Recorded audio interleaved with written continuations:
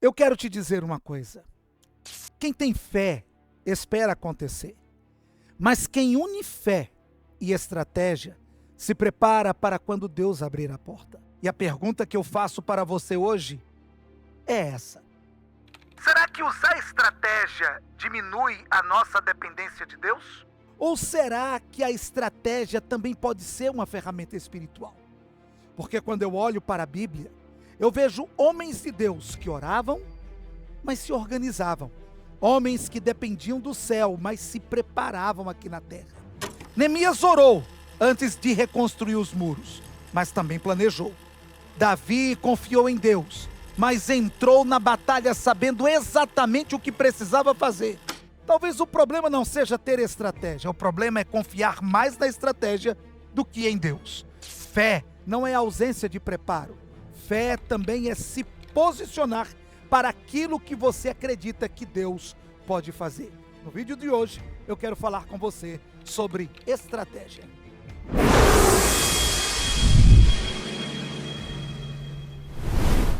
Existe uma grande riqueza na epístola de Paulo aos Efésios.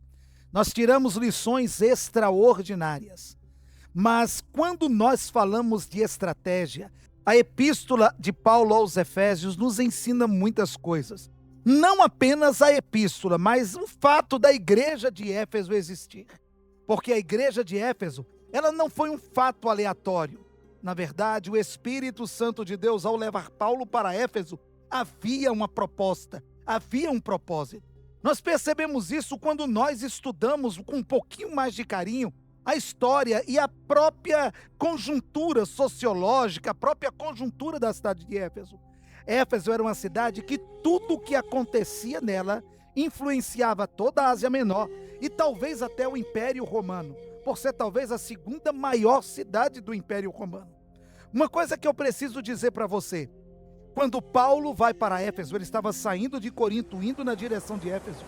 A primeira atitude que eu acho uma das primeiras lições, e talvez a mais relevante, é o fato de Paulo estar saindo de Corinto, indo para Éfeso, mas levando consigo um casal. Eu quero ler para vocês o que está na epístola, está no livro de Atos dos Apóstolos, no capítulo 18, versículos 19 e 20, que diz assim: Chegaram então a Éfeso, onde Paulo deixou Priscila e Áquila. Ele, no entanto, depois de entrar na sinagoga local, começou a pregar para os judeus. Estes rogaram que permanecesse por mais algum tempo. Todavia, ele não aqueceu. A primeira grande lição que nós aprendemos nesse texto é que quando nós planejamos fazer algo, nós precisamos ter a consciência de que não podemos fazer nada sozinho. Acredito que Deus está usando esse vídeo hoje para falar com você, que Deus te chamou de maneira estratégica para cumprir um propósito, mas você tenta centralizar tudo em você. Talvez você não percebe que Deus pode fazer muito mais se Ele multiplicar a tua capacidade, o teu talento em pessoas iguais a você, que possam multiplicar a capacidade de Deus agir em muitas outras pessoas. Foi o que aconteceu. Paulo chega a Éfeso, Paulo estabelece a igreja, mas quando Paulo chega a Éfeso, Paulo leva consigo Priscila e Áquila. Por quê? Porque Paulo precisava prosseguir no campo missionário, mas precisava ter Priscila e Áquila prosseguindo o trabalho de Paulo, prosseguindo o projeto de Paulo em Éfeso, para que esse projeto não parasse, para que esse projeto pudesse continuar. Acredite, se tudo ficar apenas em você, se tudo ficar centralizado apenas em você, em algum momento, esse projeto ele vai parar, porque você não pode fazer tudo sozinho. A próxima lição. Atos dos Apóstolos 18, 19, 20 e 21 vai dizer assim: Chegaram então a Éfeso, onde Paulo deixou Priscila e Áquila. Ele, no entanto, depois de entrar na sinagoga local, começou a pregar para os judeus. Observe que coisa interessante. Eles rogaram que permanecesse por mais algum tempo. Todavia, ele não aqueceu. Mas, ao despedir-se deles, ponderou: se Deus quiser, voltarei para vós outros. e embarcando partiu de Éfeso. Observe que coisa interessante nós percebemos nesse ponto. Paulo, ele está vindo de Corinto, eu estou ajudando você a entender o quadro, ele está vindo de Corinto, junto com Priscila e Áquila, está estabelecendo a igreja, ele prega na sinagoga, ele é bem aceito, ele é bem recebido pelos judeus. Agora, eu quero mostrar para você um outro detalhe, é que Paulo, ele vai dar seguimento à viagem missionária, Priscila e Áquila continuam em Éfeso. Na próxima viagem missionária de Paulo, Paulo volta a Éfeso. E nós vamos para o capítulo 19. E no versículo 8 vai dizer assim: assim, durante 3 meses, Paulo frequentou a sinagoga, onde pregava com ousadia e poder, dissertando com eloquência e convencendo a muitos sobre o reino de Deus. Paulo faz a primeira viagem, estabelece a igreja em Éfeso. Paulo deixa Priscila e Áquila. Paulo prossegue na viagem missionária. Agora ele volta na próxima viagem missionária. Ele vai estabelecer, mais uma vez, ele vai se estabelecer em Éfeso. E ele vai agora, mais uma vez, pregar na sinagoga. Agora observe no versículo 9 o que o texto vai dizer. Todavia, alguns deles demonstraram em seu coração que estavam petrificados e descrentes e passaram a falar mal do caminho para toda a comunidade. Paulo então afastou-se deles e, tomando consigo os discípulos, começou a ensinar diariamente na escola de Tirano. Queridos, a próxima lição que esse texto nos traz é que Paulo, enquanto estava ensinando em Éfeso, na sua segunda ida a Éfeso, na sua segunda viagem a Éfeso, Paulo agora ele vivencia uma experiência diferente, porque se na primeira vez que ele estava pregando em Éfeso, ele foi bem acolhido, na primeira vez ele foi bem recebido, pediram até que ele ficasse, agora na segunda vez, quando ele começa a pregar na sinagoga, ele tem algumas resistências, ele tem algumas dificuldades. Dentro das dificuldades é que ele percebe alguns corações endurecidos. Agora veja o que acontece. No versículo 9 vai dizer o seguinte: Paulo então afastou-se deles e, tomando consigo os discípulos, começou a ensinar diariamente na escola de Tirano. E assim procedeu por 2 anos, de forma que todos os habitantes da Ásia puderam ouvir a palavra do Senhor, tanto judeus quanto gregos. Aí está a nossa próxima lição. Em alguns momentos, uma estratégia está funcionando. Paulo, quando vai na primeira viagem e ele chega e estabelece a igreja de Éfeso, Paulo ele tem uma experiência. A experiência é que ele foi bem acolhido, ele foi bem recebido, funcionou, deu certo. Paulo prossegue na sua viagem missionária, deixa Priscila e Áquila estabelecendo a igreja. Paulo agora volta na segunda viagem dele a Éfeso e ali ele volta a pregar na sinagoga. Mas agora já não dá tão certo quanto da última vez. Você já percebeu que às vezes algo que deu certo por um tempo, depois de um tempo já não dá mais certo? Eu quero fazer uma alusão ao deserto, quando Israel passou 40 anos no deserto. Observe que durante o dia uma nuvem conduzia o povo. Durante a noite era uma coluna de fogo. Quando a nuvem se movia, o que acontecia com Israel também se movia. Quando a coluna de fogo se movia, o que acontecia com Israel também se movia. Agora, queridos, imagine você se a nuvem se move, se a coluna de fogo se move e Israel permanecesse no mesmo lugar.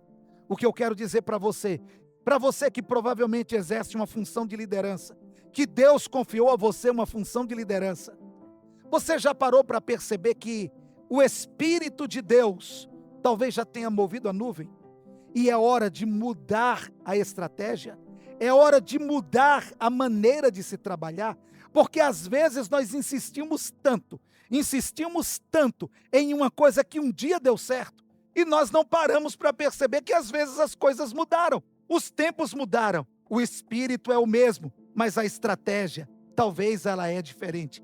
Paulo teve a percepção, Paulo entendeu, por um tempo funcionou bem na sinagoga, agora preciso ir à escola de Tirano. Por que ele precisava ir para a escola de Tirano?